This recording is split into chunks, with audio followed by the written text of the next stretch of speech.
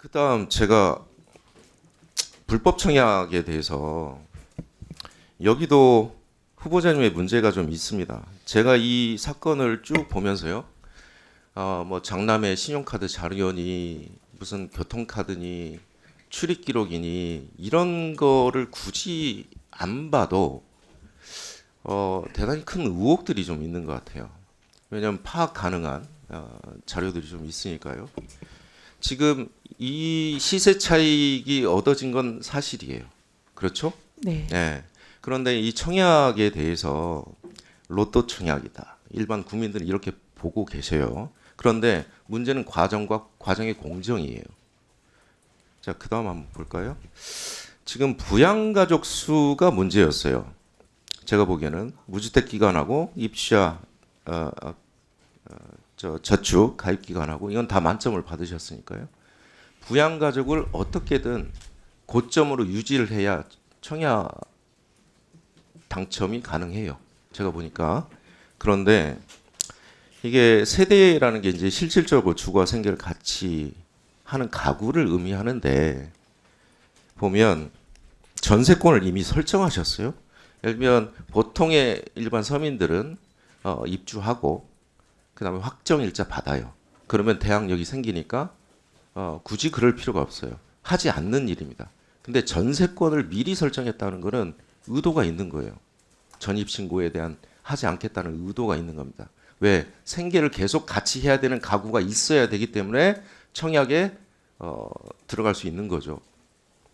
그 다음에 제가 이것만 한번 보여드릴게요. 며느리는 계속 지속적으로 당첨될 때까지 존재하지 말아야 됩니다. 왜? 며느리가 존재하면 실질적으로 결혼한 사실이 탄로가 나는 거죠. 그리고 며느리가 있으면 청약하는데 에 의해서 다 밝혀질 거거든요. 그렇기 때문에 며느리가 존재하면 안 돼요. 이 과정에서. 며느리가 다행히도 에너지 캐시백을 신청을 했어요. 그래서 이 가구만 독특하게 전력 사용량이 나왔어요. 자, 전입 신고할 때와 온 가족이 또 전입 신고를 하죠. 며느리가 또 나가죠. 이런 모든 과정에서 봤을 때 제가 보면 별다른 변화가 없어요. 그러니까 이전에 장남이 결혼을 하고 여기에 살았거나 안 살았거나 5명이 다 이주를 했거나 아니거나 전력 사용량이 특히 여름은 좀 올라가죠. 그런데 장남이 전출한 시기를 한번 보세요. 그 원페타스에서 이쪽으로 전력 사용량 한번 보세요. 똑같아요. 그 이전과. 그래서 마치 5명이 유령처럼 돌아다녀요. 그 다음에 이게 가스 기록이거든요.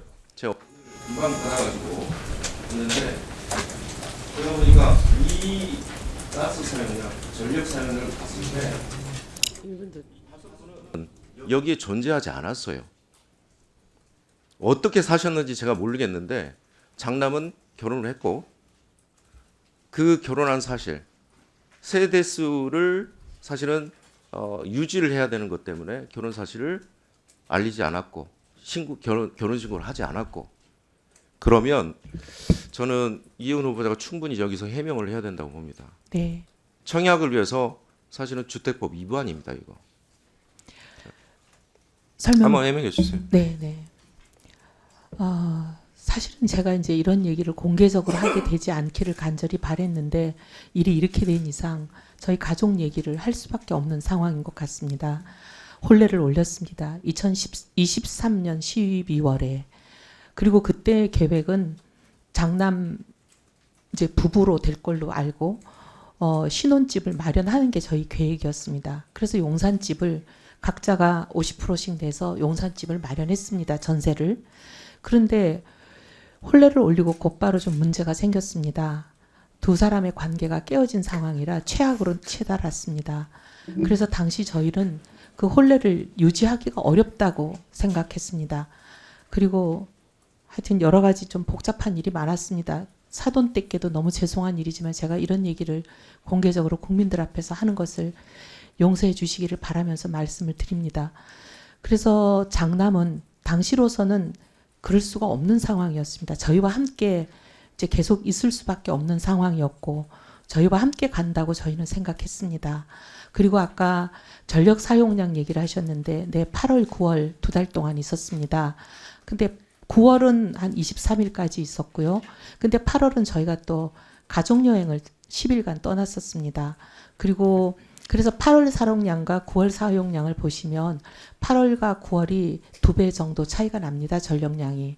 근데 저희는 이제 5가족이 어떤 거기 있다 보니까 이삿짐은 아까 우리 차규근 의원님께서 이사를 했다면 무슨 계약서 같은 걸 내라 그러셨는데 저희가 이제 제출을 했는데 의원님께 다시 또 제출을 하겠습니다. 전 지금 깜짝 놀랐습니다. 제가 너무 깜짝 놀랐던 게 어제 뭐 기자가 저한테 그 자료 제출에 대해서 말씀하시길래 그 자료를 안 펜타스 관련돼서 자료를 안 내실 경우에는 그 후보자가 그 아들 부부가 결혼을 했지만은 사이가 안 좋아서 우리 떨어져 있다가 그래서 지금은 뭐 사이가 원만해져서 같이 산다라고 답변할 수도 있는 거 아니냐라고 저는 그냥 기자에게 그냥 그렇게 얘기한 건데 오늘 후보자 답변이 이렇게 나오는 거 보고 너무 깜짝 놀랐습니다. 아, 제가 뭐 예지력이 있는 건지 모르겠습니다만은